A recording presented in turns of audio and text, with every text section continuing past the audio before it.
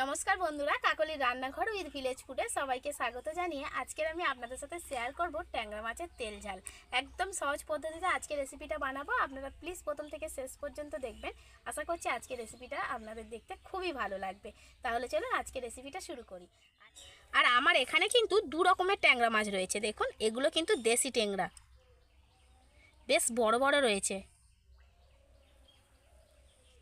এই দেখুন, আবার আরও এক ধরনের ট্যাংরা রয়েছে। এই দেখুন, এটাকে আমাদের এদিকে বাতি ট্যাংরা বলা হয়, ঠিক যেন পাবদা মাছের মতো দেখতে। এই ট্যাংরাগুলো আবার বেশি হয়েছে পুকুরে। এখন আমি মাছগুলোকে কেটে নেব।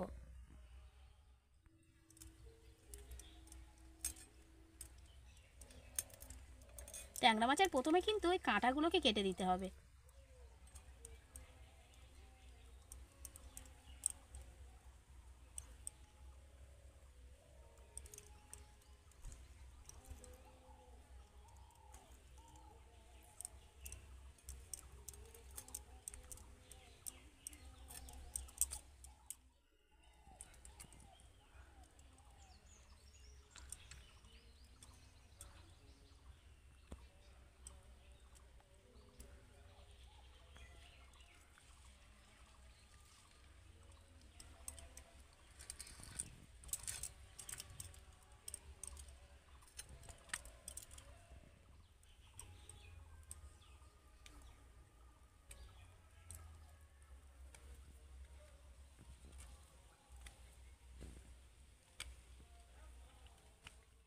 সবগুলো মাছ আমি কেটে নিয়েছি। এবার মাছগুলোকে ভালো করে জল দিয়ে ধুয়ে নেব।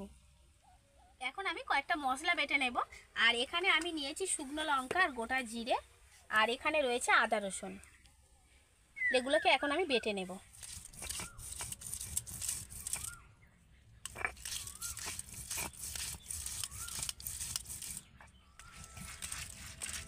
আপনারা চাইলে সব মশলাগুলোকে একসাথে কিন্তু মিক্সিতে কিন্তু পেস্ট করে নিতে পারেন।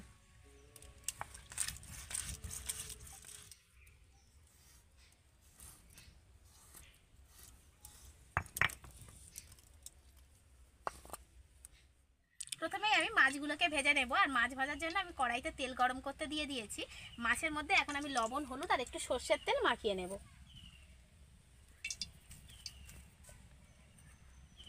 আজকে পুরো রান্নাটা কিন্তু আমি সর্ষের তেলেই করব।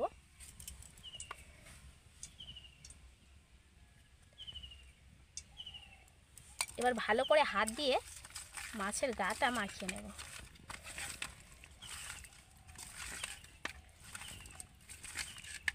একদম সহজ পদ্ধতি। আমি যেভাবে রান্না করছি আপনারা দেখতে থাকুন প্রথম থেকে শেষ পর্যন্ত, ভীষণ ভালো লাগবে।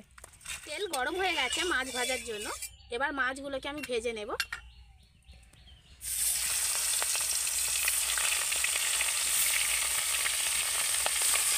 আর মাছগুলোকে কিন্তু আমি এরকম চাপা দিয়ে ভেজে নেব, তা না হলে মাছগুলো কিন্তু ফাটতে পারে। এবার আমি মাছগুলোকে উল্টে দেব। আর এই ট্যাংরা মাছগুলো কিন্তু একদম কড়া করে ভাজার দরকার নেই। বেশি কড়া করে ভাজলে আবার মাছের কোনো স্বাদ থাকবে না।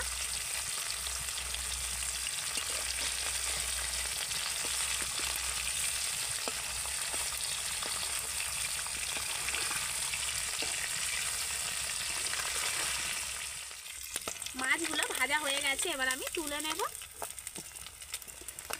আর এইরকম করেই কিন্তু মাছগুলোকে ভেজে নিতে হবে, একদম কড়া করে ফেলার দরকার নেই।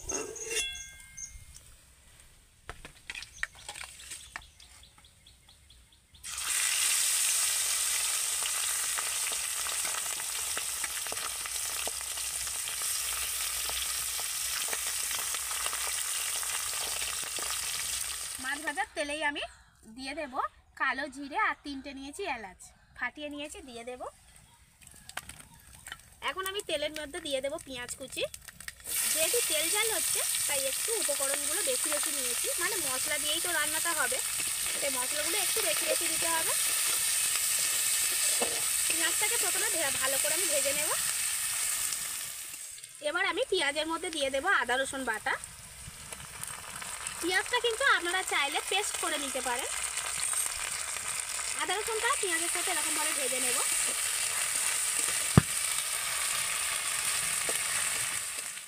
পেঁয়াজ আদা রসুন আমি ভেজে নিয়েছি। এবার আমি দিয়ে দেব টমেটো কুচি,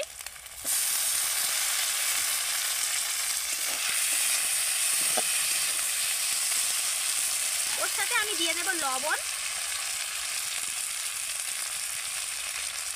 হলুদ গুঁড়ো,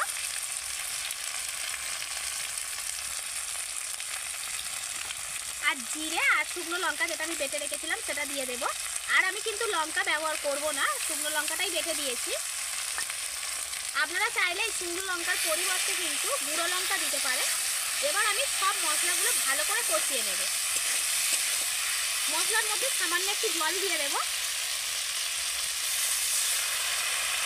খুব ভালো করে কষিয়ে নেব।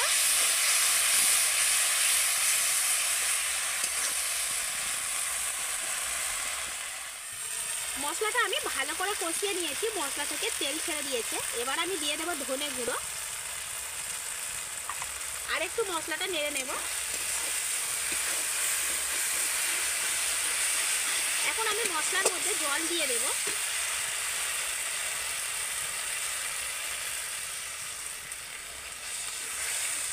জলটা দিয়ে ঝোলটাকে আমি ভালো করে ফুটিয়ে নেব।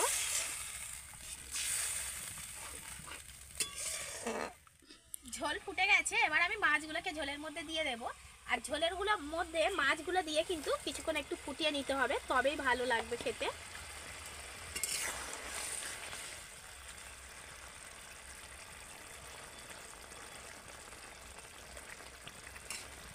কিছুক্ষণ জাল দিয়ে ঝোলটাকে ফুটিয়ে নেব।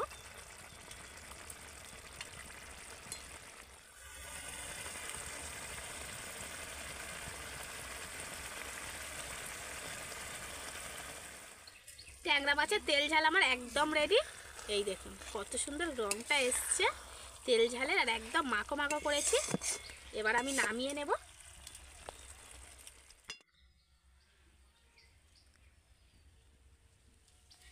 আজকে ট্যাংরা মাছের তেল ঝালের রেসিপিটা আপনাদের ভালো লাগলে অবশ্যই লাইক, কমেন্ট, শেয়ার, সাবস্ক্রাইব এবং ফলো করে আমার পাশে থাকবেন। আর আমার নিত্য নতুন রেসিপিগুলো দেখতে থাকবেন। আজকের মতো এখানেই শেষ করছি। সবাই ভালো থাকবেন, সুস্থ থাকবেন। দেখা হবে পরের রেসিপিতে।